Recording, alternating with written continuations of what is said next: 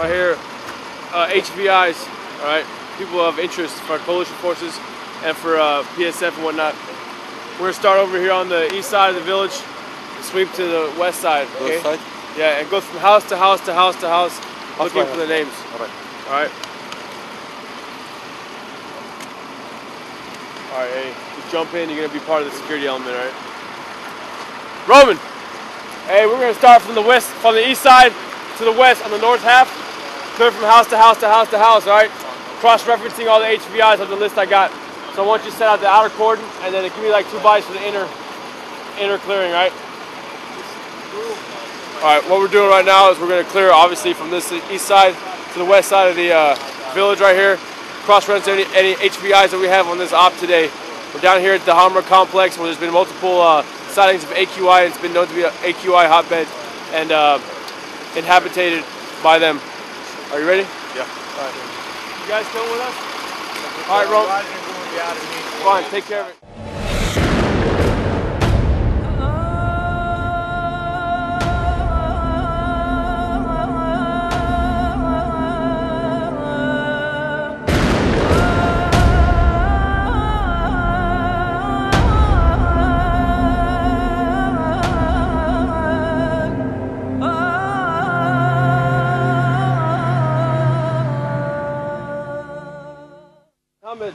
أهلا وسهلا. إحنا مارينز. سلام. شلونك؟ شلونك؟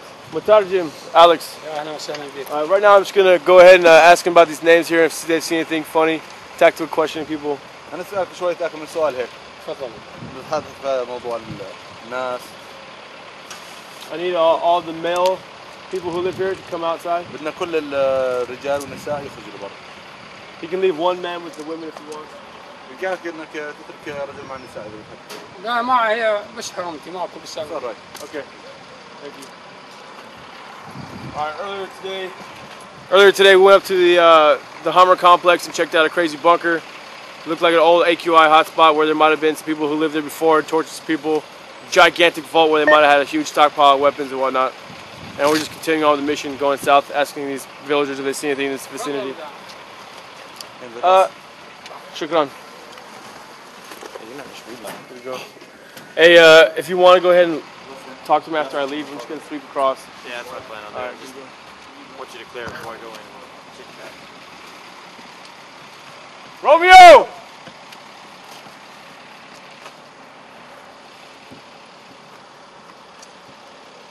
Romeo Hotel.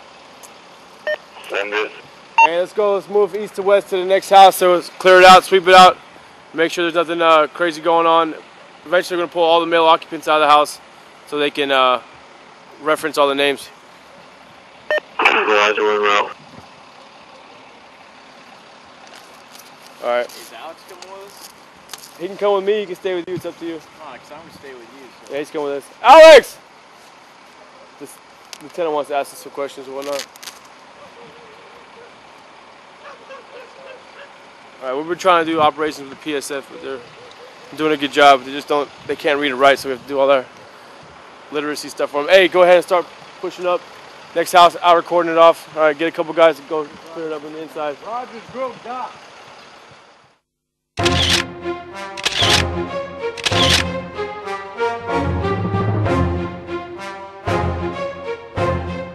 Basically, what we're out here doing is a TACP shoot, a tactical air control party shoot. Excuse the radio here. Essentially, the setup that we've got out in the hill, we've got a mortar position down here for 81mm mortars that are firing, and we are using them right now primarily to mark targets for us out here in the shadow range. We've got some kind of close by targets that we're not using the aircraft on right now. Some old vehicle hulks that have been hauled out here and some tires. And then what you see up here with us now up on the OP is where we have the forward air controllers and the guys that we're training. We've got our radios set up here, all the rest of our gear, and this is where we're actually controlling the airflow. The basic idea of the TACP shoot is we are, hold on a second.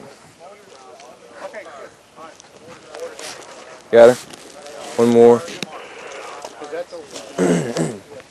Alright, sorry about that for editing. The basic concept here that we're working is we need to keep a certain proficiency level amongst the JTACs and FACs that we have. So it's a great event for us to get out here and work on our proficiency and the qualifications that we've already gotten. It's a great opportunity for all the squadrons, the rotary wing and the fixed wing squadrons, to come out here and actually drop and employ live ordnance. And then it also gives us the chance to work combined arms from the mortar position that we got. You can't do this with a straight face. Alright, sorry.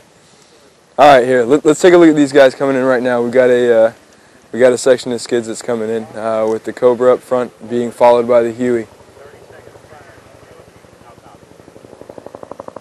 Right now they've moved up and they're spinning in their battle position. We won't be using any mortars to mark on this attack run, but we should see some rockets and guns from these guys. Mac Bolin, you're next on the interview table. Okay, so as we mentioned, it's a good proficiency trainer for the JTACs and FACs that are out here. It's great for the squadrons, fixed wing and rotary wing, to be able to drop live ordnance. And then we've got the mortars out here as our indirect fire asset. We're working on putting the whole package together on some of the attacks, running the mortars, fixed wing, rotors all at the same time to get the effects that we want achieved on target. So, good bit of training here that we don't normally get to do, especially while we're deployed over here.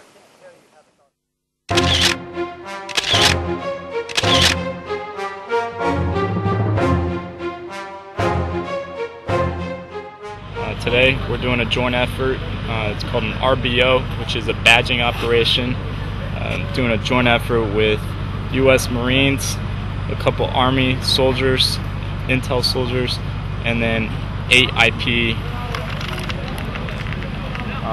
Right now they're helping us cordon off the area with an IP vehicle on each end. I've got 2 blocking positions, one on the west side and one on the east side. As we walk, I'll explain how this whole thing's going down. This is our second badging operation. The first one we did was in collaboration with PSF, which is Provincial Security Forces, and the IP, Iraqi Police.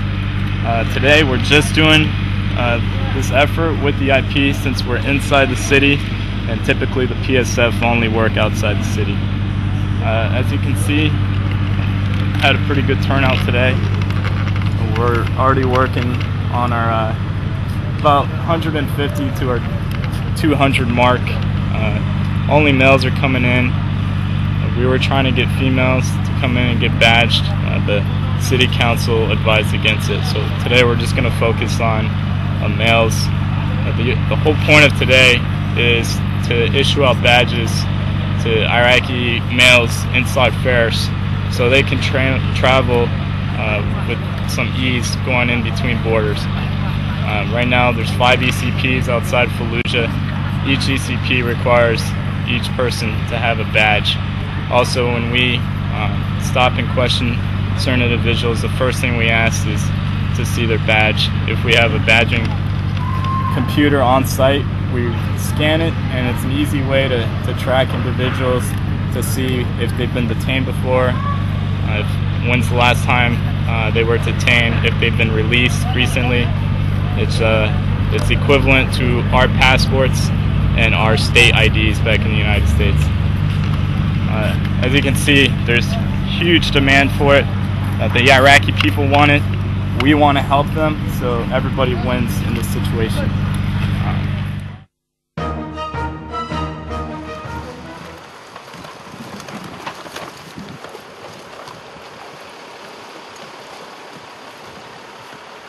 And what we've been doing is we've been combining PSF forces, provincial security forces, and IP and IA on every operation we do.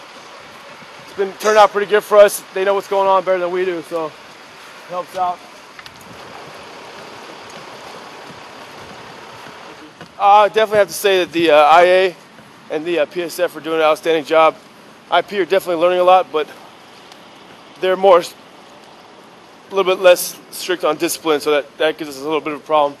Sabah al-khair. Ismi Hamid.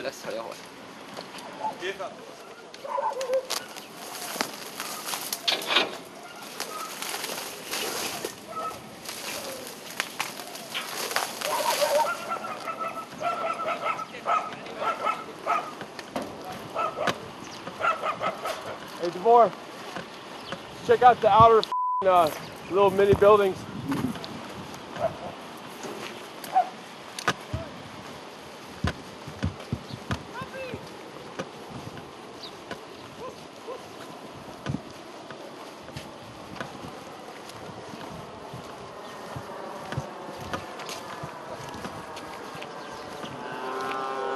غيارات نارية هون في المنطقة هنا على مركز الشرطة.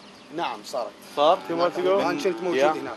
Alright, he's saying 2 months ago there was Marines here, just like the other guy said. مين اللي أطلق But عليكم he says that there hasn't been so much of a presence here since about a year ago. والله اللي احنا لزمنا منهم مين This belongs to, it's kind of a dachi area. That's exactly why we're out here. It's in between Bravo's AO and IA AO, along with the cavalry unit. It borders the right.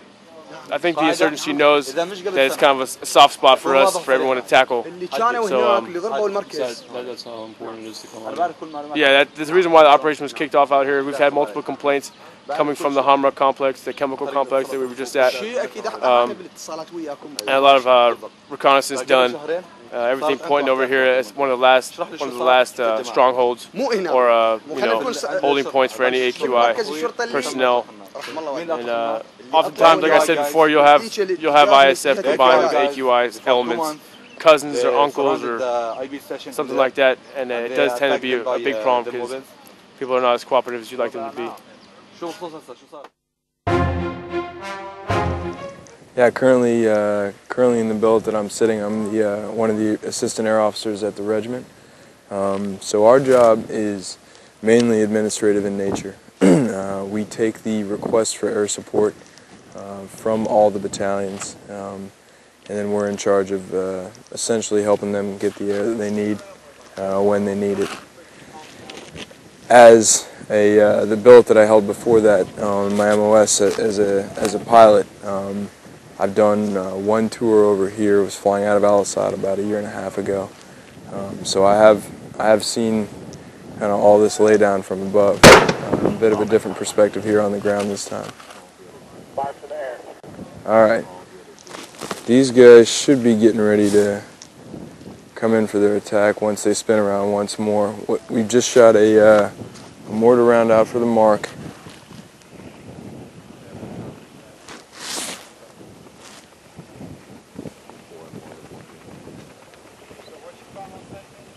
And all we're doing here with the mark is trying to give these guys something good visual significance to get their weapon systems to bear. Lawman 1-0, cleared hot. Lawman 1-1, still contact tower.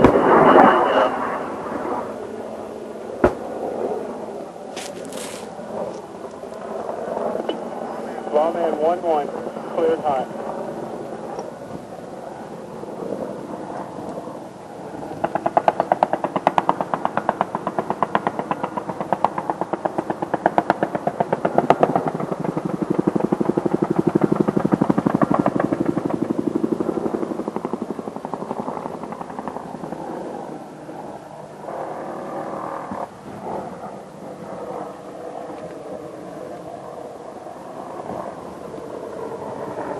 Give us a good look at him.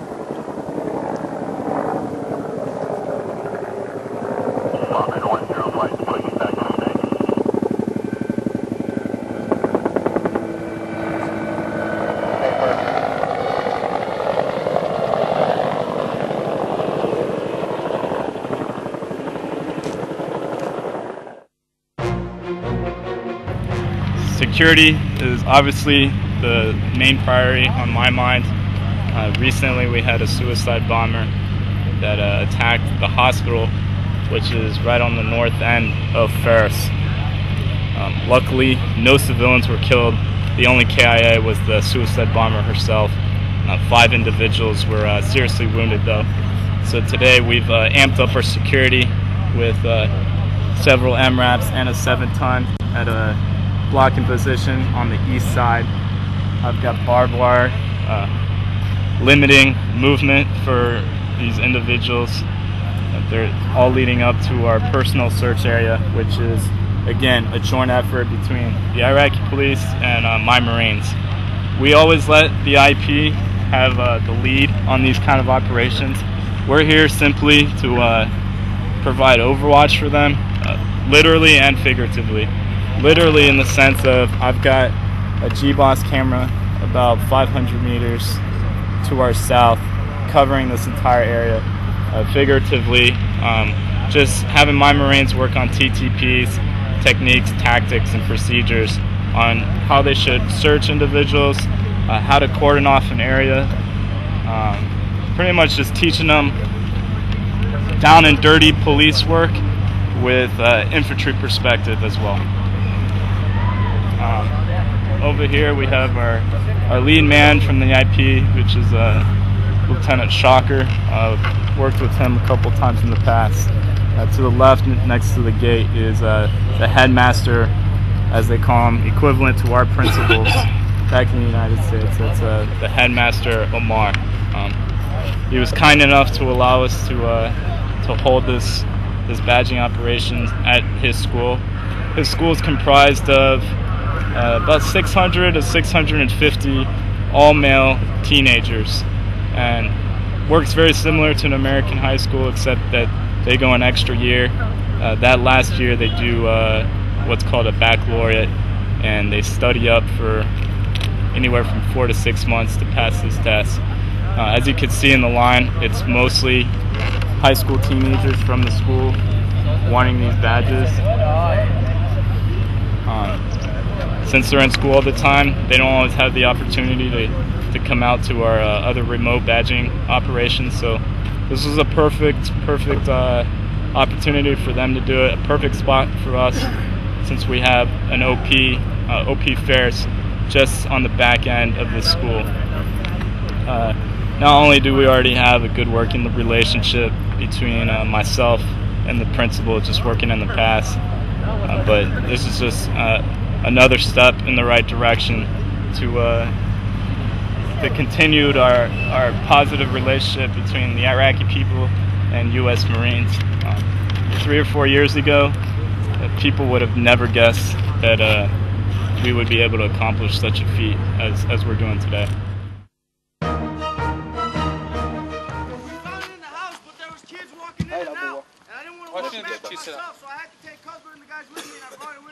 What is it? What is it? Hey, keep him over here. They're loading some. Have the PSF finger the whole thing. Yeah.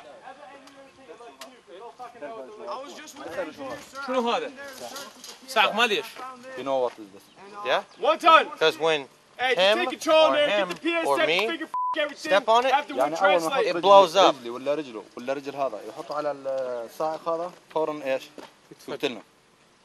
Hey, Sergeant Ham, let me see your and it kills whoever steps on it and whoever's around them. وبقتل أي شخص راح يدافع عليه. مش شرط إحنا ممكن young children. What's his name again?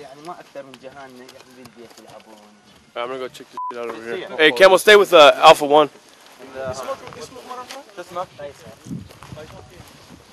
Anybody check out that little hut? Did you fall in a river or something? No, I dropped my smoke in it, so I went after it. And then you fell?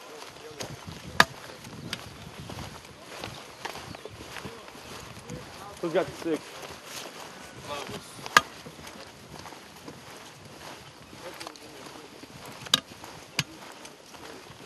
Hey, Tubo, you guys check any of these houses over here besides this one? The ones in the back? Alright, let's go take a peek inside. A lot of shit here. I gotta throw in another tape song. Go for it, dude. Spark plug. What's that? Measuring Used to tape? be like a bunch of junk, man. These guys, like, not this. That's I had he was the only one with the camera in there, so he took a picture of where. Right now, it looks like the guy confessed to possibly wanting to put that ID in against CF or ISF. Hey, can you send Gentile over here or come back with some zip ties for me, bro? So it looks like it's pretty much a confession. You're gonna zip him up and try to get some more intel out of him.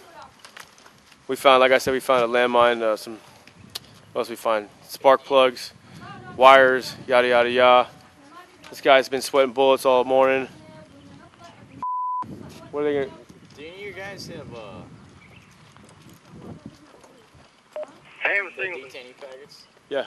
With civilian witness statements? Hey, can you come over here? Bring that. Tell Gentile to come over here, or just take his bag from him. I need the detainee kit, the whole kit, and the flexi cuffs. Right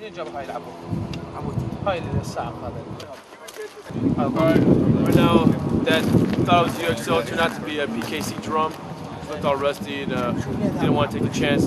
So, however, the dude did confess to wanting to blow up some Marines with something. So he's obviously alluding to something. He might have something. So we're trying to get Might have another catch. exactly. He might have something else that we don't know about. Right here, what's going on over here? That was the brother, the 16-year-old brother that works at the police station. Like I said, they're all in cohorts. And we're going to talk to him about what's going on. What we do have on him is blasting caps, electrical wire, and a lot of that could be used for Yeah, confession. yeah, exactly. That's the problem is that we got this guy confessing, but he didn't know that what we had on him, and so he obviously has something out there that we don't know about. How are we going to obtain this information? That's what you got a human exploitation team for. The head's going to be working their deal, and head will be taking care of their side of the bargain and do what they're good at, you know. After they've been searched here, we search 10 individuals at a time. From here, we push them in our little holding area, which is heavily guarded by several of my Marines.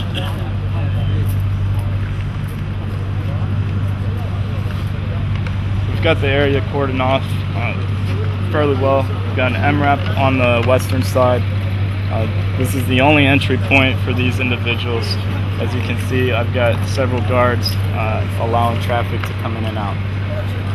All these individuals here have already been searched. They're just waiting to get their badges and go on their merry way. And this is all voluntary. We're not forcing anybody to come in. It's something that the Iraqi males want. Once again, it helps them get from one city to the next safely, and it's a identification card that really gives them the sense of identity. Very similar to a teenager back in the States getting his first driver's license.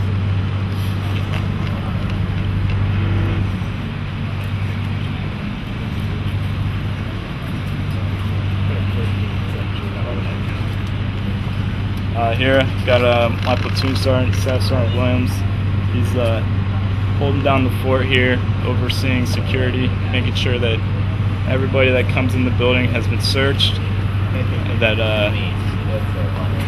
is voluntarily here. We've got special cases where sometimes teachers or government officials jump to the head of the line, and that's something we handle case by case basis.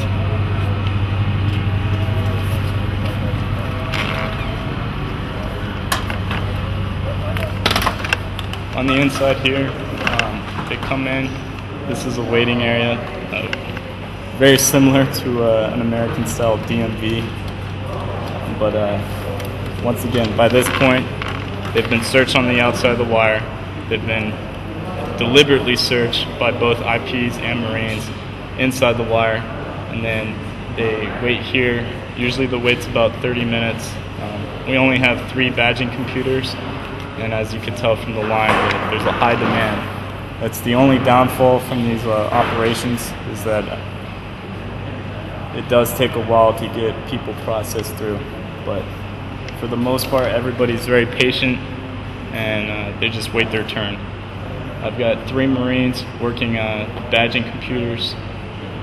They've been trained back in the United States. They have reset training here with civilian contractors. It takes about 10-15 minutes per individual to get the badging, their BATS cards done. Once they're done, they exit out on the south end of the school. I've got one Marine that escorts them all the way out, and then they follow a path which is guided by C-wire to the only exit point, which is on the west end of the school. So again, I can't emphasize enough how important security is on these events. Everybody knows about them. One of our biggest threats out here is a suicide bomber. So we want to make sure to have different tiers of security. I have Overwatch with a camera and two posts at my OP fairs. I have IP and Marine searchers on the outer cordon and inner cordon. Finally, I have Marines guarding every door. So security is never sacrificed here.